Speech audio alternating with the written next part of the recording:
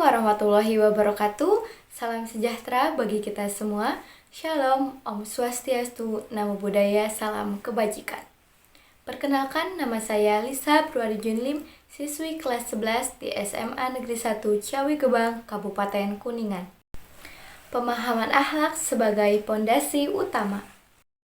Apa sih akhlak itu? Akhlak adalah keadaan yang melekat pada jiwa manusia yang melahirkan perbuatan, mungkin baik atau mungkin juga buruk. Dalam bahasa Indonesia, kata akhlak dapat diartikan sebagai sikap yang melahirkan perbuatan atau tingkah laku. Akhlak terbagi menjadi dua. Yang pertama, akhlak terpuji.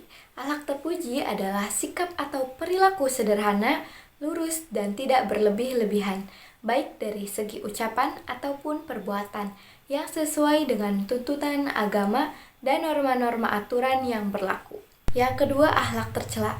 Akhlak tercela adalah semua apa-apa yang telah jelas dilarang dan dibenci oleh Tuhan, yang merupakan segala perbuatan yang bertentangan dengan akhlak terpuji. Contoh-contoh akhlak terpuji. Yang pertama adalah pemaaf. Sifat pemaaf adalah akhlak yang sangat dianjurkan dalam berhubungan sosial, karena memaafkan kesalahan orang lain adalah sesuatu yang berat untuk dilakukan. Yang kedua, tolong-menolong. Komunitas manusia yang sifatnya homogen pastinya menuntut mereka untuk saling membutuhkan satu sama lain. Inilah mengapa manusia disebut Homo sapien. Disinilah fungsi saling menolong dan saling membantu sesama. Yang ketiga, menjaga lisan. Lisan merupakan salah satu faktor terbesar yang bisa memecah tali persaudaraan. Bahkan tidak jarang terjadi permusuhan, perkelahian, pembunuhan, dan lain sebagainya, karena bersumber dari ketidakmampuan dalam menjaga lisan. Yang keempat, dapat dipercaya. Sifat amanah berarti memberikan kepercayaan diri kepada orang lain melalui ucapan dan tindakan yang dilakukan, di mana ucapan dan tindakan tersebut berkesesuaian. Yang kelima yaitu sabar. Sabar diartikan sebagai sifat tabah dalam menghadapi segala macam bentuk cobaan hidup dan musibah yang menimpa. Sifat sabar memang sangat berat, kecuali bagi orang-orang yang memiliki pondasi hati kuat. Yang keenam adalah jujur atau benar. Kejujuran adalah akhlak yang sangat penting mencakup perilaku yang benar, baik dalam perbuatan, perkataan, dan hati. Kejujuran harus dilestarikan dalam mengiringi berbagai macam aktivitas kehidupan kita, karena praktek-praktek kejujuran sudah mulai punah dari masa ke masa. Yang ketujuh, sopan santun. Orang yang bisa menghormati orang lain pasti akan bertindak sopan santun kepadanya. Tidak berbuat sesuka hati mereka, tidak semena-mena, dan mampu memberikan hak orang lain dalam berhubungan sosial. Yang kedelapan, menghormati orang lain. Dalam berhubungan sosial, semua orang pasti ingin dihormati dan dihargai. Disinilah tempat sifat menghormati orang lain, apalagi kepada orang yang lebih tua. Dan orang yang lebih tua juga harus mampu menghargai orang yang lebih muda, sehingga akan tercipta saling toleransi antar sesama. Yang kesembilan, adil. Sifat adil yaitu tidak berat sebelah, tidak memihak, mampu menempatkan sesuatu pada tempatnya, seimbang, dan lain sebagainya.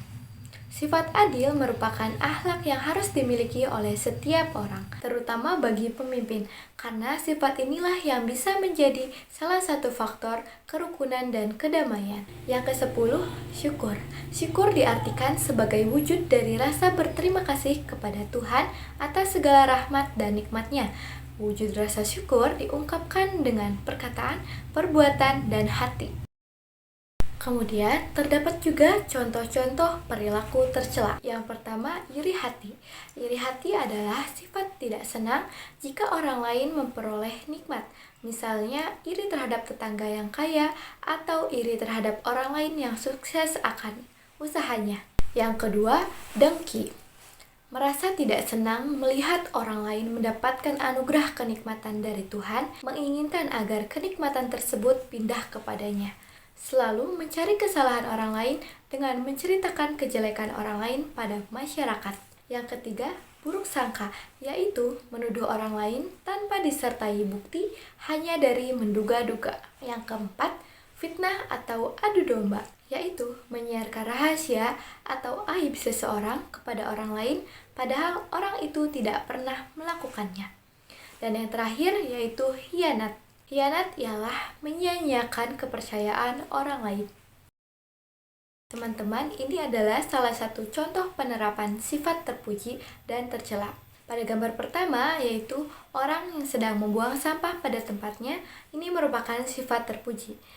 Namun pada gambar sebaliknya, yaitu orang yang membuang sampah sembarangan, ini merupakan sifat tercela ya teman-teman. Kenapa sih pemahaman akhlak disebut sebagai pondasi utama? Karena yang pertama, akhlak mencerminkan kualitas pribadi. Yang kedua, akhlak mampu mengendalikan pergaulan. Ketiga, akhlak mampu mempengaruhi ketentraman keluarga. Dan yang keempat, akhlak mempengaruhi kemajuan bangsa. Sekian dari saya. Terima kasih. Wassalamualaikum warahmatullahi wabarakatuh.